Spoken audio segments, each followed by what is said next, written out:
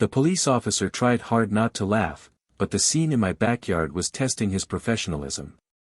Karen, with her pastel power suit and clipboard, was pointing at my swimming pool like she'd uncovered a crime scene.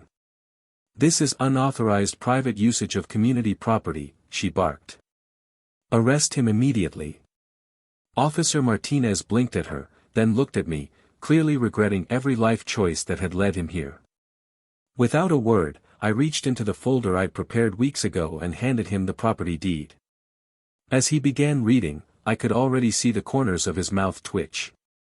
Karen was about to find out that her empire of delusion was built on sand. None of this would have happened if I hadn't decided to finally treat myself after years of apartment hopping. I wanted peace, and a pool. So when I found this cozy 4-bedroom colonial in a quiet neighborhood, I didn't hesitate. The backyard pool practically sparkled at me during the tour. I signed the papers that same afternoon, already picturing summer weekends with cold drinks and no neighbors stomping overhead. The previous owners told me they'd installed the pool themselves over a decade ago, and the paperwork confirmed it was fully private property. My first week in Willowbrook Estates felt like I'd stepped into a dream.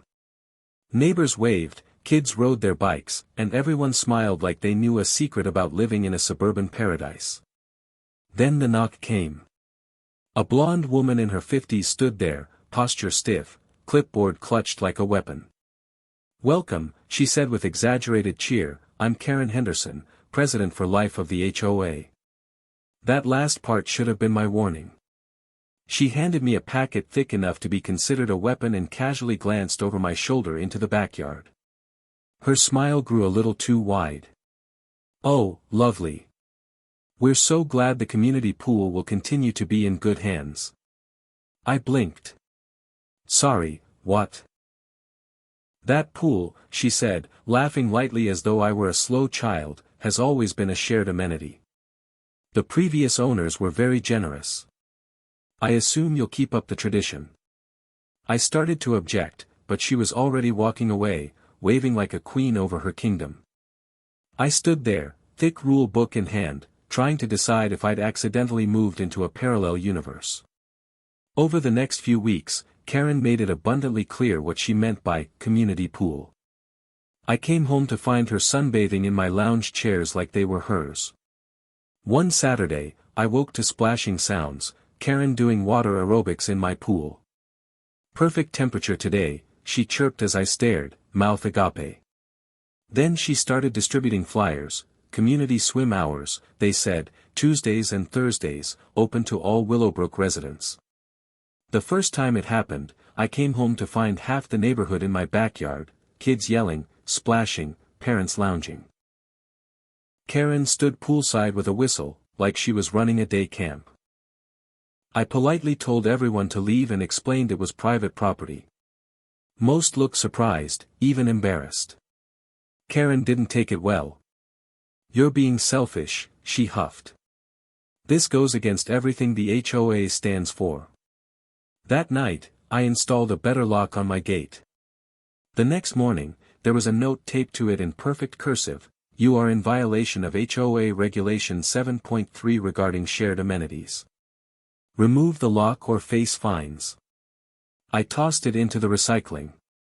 2 days later, another note appeared, this one laminated, listing pool rules she'd made up, including, no diving, open 8 a.m. to 8 p.m., and, no glass containers. Karen had essentially declared herself aquatics director of my backyard. I reached out to neighbors, hoping someone would help. Most shrugged it off, "That's just Karen," they'd say. Tom, 2 houses down, admitted she'd once tried to turn his hot tub into a community relaxation station. He'd threatened legal action before she backed off.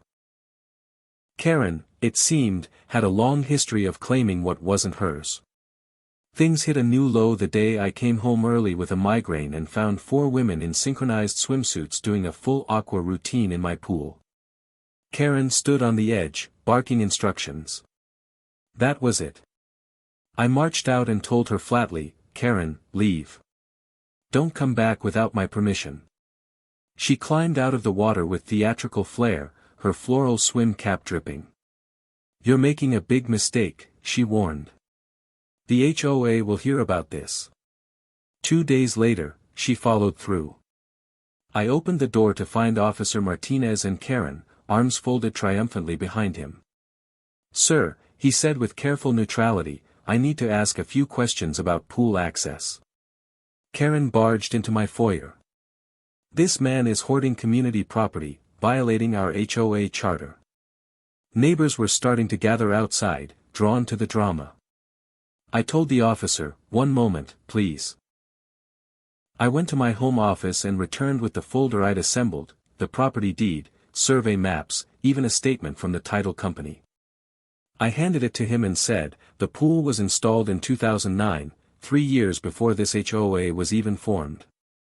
It's entirely on my property." Officer Martinez took his time reviewing everything. Karen tried to peek over his shoulder. He finally looked up and read aloud, "Property boundaries include all structures, including the 16 by 32 feet pool and deck." He turned to Karen. "Ma'am, intent doesn't override deed law. If you continue entering his property, you could be charged with trespassing." There were audible gasps from the neighbors. Someone muttered, "Knew she was full of it." Karen's face turned an impressive shade of magenta. "You've all used this pool," she pleaded to the crowd, but nobody spoke up. Suddenly, her loyal subjects had vanished. Officer Martinez handed me back the folder. "Sir, you're well within your rights." Then to Karen, "Ma'am, this is your only warning." As he left, Mrs. Chen from across the street called out, "Karen, we need to talk. This has gone too far." Others nodded. Tom added, "Time for a special HOA meeting." Karen looked like she'd swallowed a lemon. "This isn't over. There must be a clause about implied communal usage." Nobody listened. The meeting happened that Wednesday. Every seat in the community center was filled. Karen sat stiffly at the board table, trying to maintain control, but Mrs. Chen wasted no time. "We're voting on your removal. Your actions have embarrassed the neighborhood." Karen argued about traditions and unity. I stood and presented all my documentation. The original HOA charter never mentioned my property or pool. The vote was swift, 28-2. Karen and Deborah, her loyal friend, were the only ones against. Karen tried to shout, "You'll regret this. I've given years to this HOA." Tom stood. "And in those years, you tried to commandeer 3 hot tubs, 2 gazebos, and now a pool. Enough." Then the community lawyer, brought in for the meeting, dropped the final bombshell. "Karen, while reviewing property boundaries, we discovered something. Your home is actually 15 feet outside HOA jurisdiction. You've never legally been a member or eligible for the board." Silence, then laughter. Karen froze. Someone whispered, "She's not even in the HOA." Her entire reign was built on a mistake. She fled the room, slamming doors, tires squealing. 2 weeks later, I was back in my pool, floating peacefully with a drink. My new security system chimed cheerfully, "Welcome to private property. This pool is not community property." The fence was high, the cameras were discreet, the peace was priceless. Karen got one last surprise, a $5,000 legal bill for the HOA consultation, billed personally to her for acting outside her authority. Tom told me she sprinted out of the grocery store the next time she saw him. As I floated, the speaker chimed again when a delivery truck passed, "This pool is not community property." No, Karen, it never was. If you enjoyed watching Karen's imaginary HOA authority go down in flames, make sure to hit like and subscribe. I've got more wild neighborhood stories, real HOA drama, and justice served straight up.